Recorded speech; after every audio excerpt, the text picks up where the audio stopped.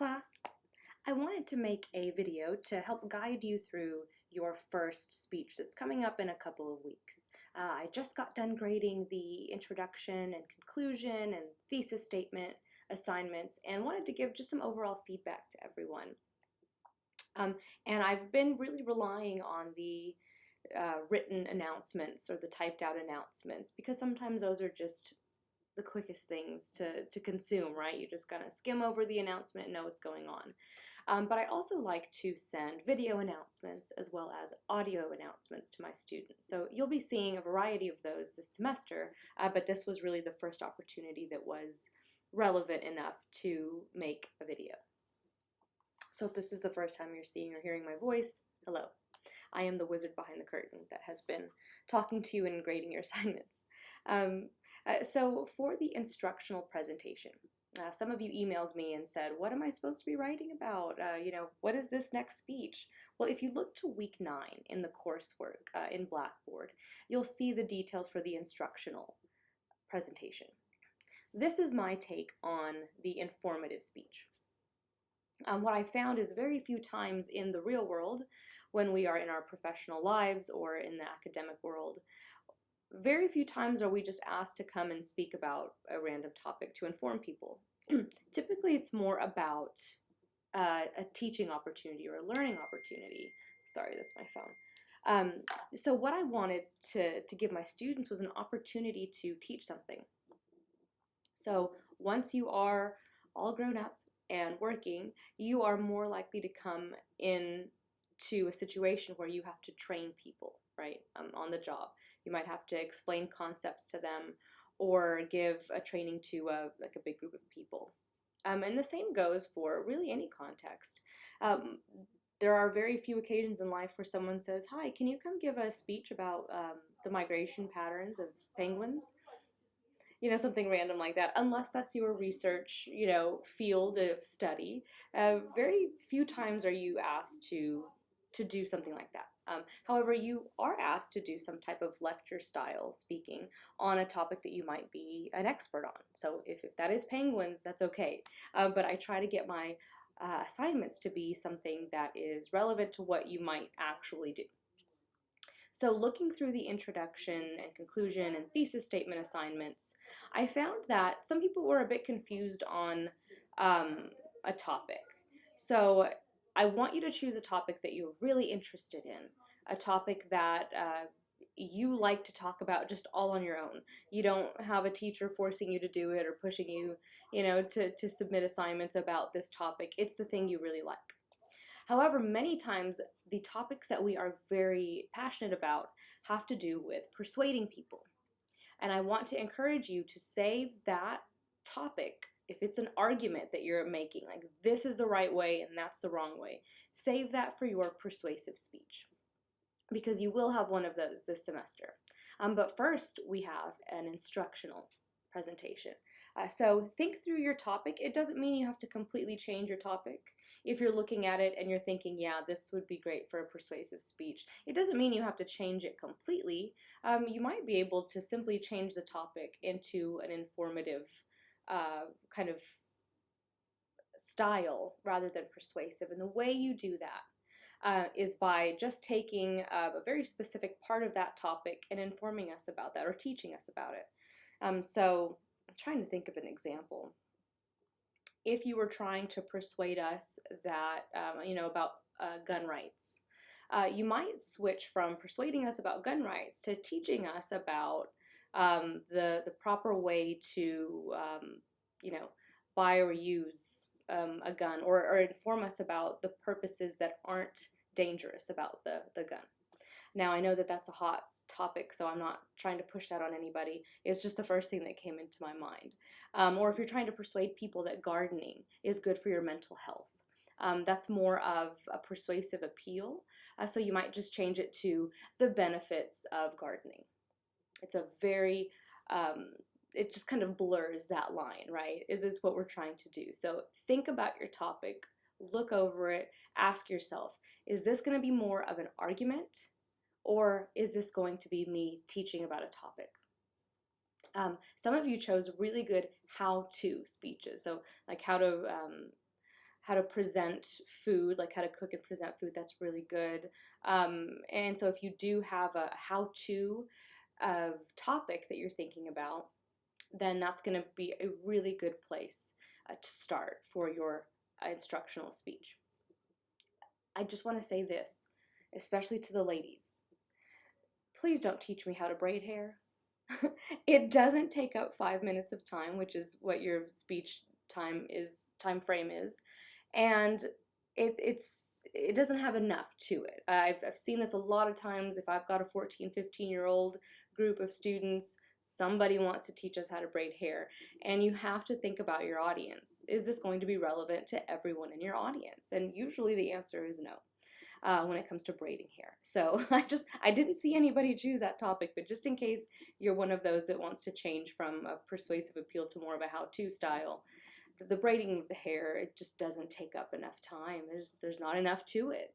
And plus you also need 2 outside credible sources to cite within your speech, and again, that topic kind of keeps you from doing that. So like I said, think through your topic. Is it persuasive or is it informative? Because you can have a how-to, but you can also have a lecture style presentation where you're simply, enlightening us, informing us about something. And that's very different than putting together some type of persuasive appeal.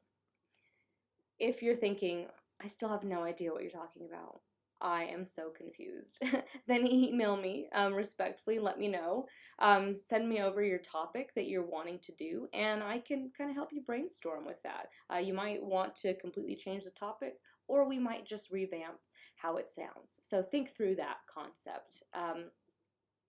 But the next thing I wanted to talk to you about, just a little bit more details on that instructional speech that's coming up, and the details about the speech. So if you see me, I'm looking at my Blackboard, so that's why I'm looking away. But if you click on coursework within Blackboard, that's one of the tabs where you find your modules, you can just scroll down to week 9. You don't have to wait until we're on that week to open up the week's content. That is not how this class works. So click on week 9 presentation, and you can kind of see the details. So a 5-minute presentation. It's a topic of your choice, but it should be either a how-to or a lecture style. Teach us about a topic. You will need 2 credible sources, and so for the instructional speech, it doesn't have to be academic or scholarly. A credible source just means it's relevant to your topic. If you're talking about cars or computers, then you already know the credible websites or the credible, books to get information. You know that. You chose the topic. You are the content expert here. So I'm not looking for very specific sources, but you do need to be able to verbally cite them in your speech. And what I mean by that is when you say, according to world news, or according to the New York Times, or in an interview done with so-and-so, expert in such and such, you're telling us the information that we need to know to realize that you got that information from somewhere other than yourself. Here's what does not count for your sources. Anything that you just kind of type out on the assignment submission but don't say out loud. So if you give me 2 sources written but you don't ever say them in your speech, then you don't get credit for that, because I have no idea what information was where, right? If you just gave me a website, well, what information did you get from that website? I don't know. And the whole point in using sources and verbally citing them is that your audience knows where you got the information and why that information is relevant to your topic. Also, some students will just wait till the very end of the speech. Like they'll embed the information into the speech, and then right after the conclusion they'll say, oh, and my sources were this and this. And again, same thing as just typing it out. I have no idea what information corresponds to that source. So in order to get credit for those 2 credible sources in your speech, you'll want to verbally say, according to. And that's the magic phrase that'll keep you from forgetting, according to, and tell me what that source is. But you're really free to choose whatever source is relevant to your topic. And then finally, the visual aid. So there, especially with the technology aspect of this class, there's a question about what kind of visual aid do I use comes up, especially with, again, the camera setup. So for visual aids, you will want to think ahead of time to what's going to work. I'm going to need to see it during your presentation. So if you do it standing up, or if you do it sitting down like I'm doing now, that doesn't matter as long as I can see that visual aid at some point. Some students have asked me if they can just simply do a voiceover on their PowerPoint presentation, and unfortunately that doesn't work, only because I need to grade your delivery style. So part of Introduction to Public Speaking is, are you speaking naturally? Are you, polished? Are you bringing the topic to life in terms of body language as well? And so that's why I need to see you. Can't just be a voiceover on PowerPoint. But if you do want to use Google Slides or a PowerPoint, many times my students will have like a laptop or their device kind of like behind them, or they might hold it up where I can see it. But don't overlook the I hate to say old-fashioned, but the original type of visual aid. If you wanted to make a diagram or a poster, if you had a photograph that you wanted to print out and just kind of hold up, that works as a visual aid as well.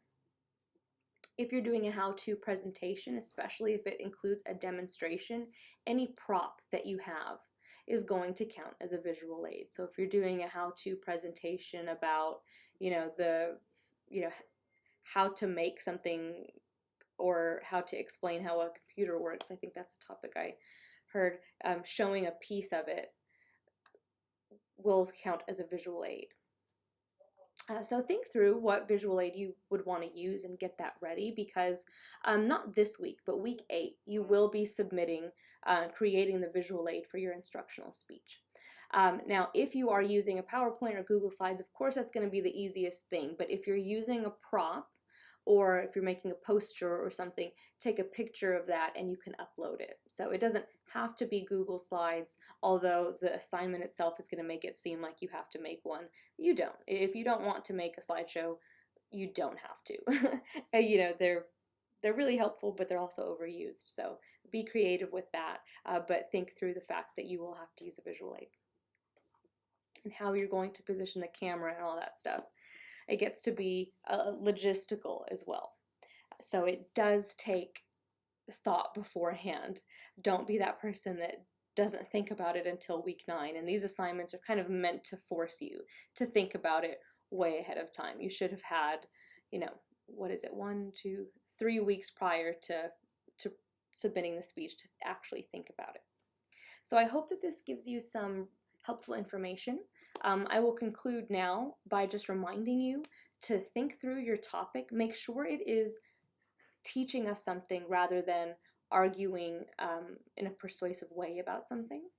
Reach out to me if you need help rethinking that topic, because you will lose points if it's a persuasive speech rather than an instructional speech. Think about the 2 credible sources that you're going to use and how they're relevant to your topic. And then finally, plan out what you're going to do for your visual aid. And again, if you need any help or any ideas, I'm here to help you come up with ideas as well. So I don't want you to think you're all alone in this, or you have to really lean on your facilitator at your high school. If you're a dual credit student, you can always come to me and we can have a chat. If you want to have a one-on-one chat, we can have a Blackboard Collaborate session, and that's kind of like a phone call over the internet. So I am here to help. You just gotta let me know you need it, so that I can help you in enough time. So with that being said, have a wonderful rest of your week. I hope that your homes and your families are all safe and working well, and let me know how I can be of help.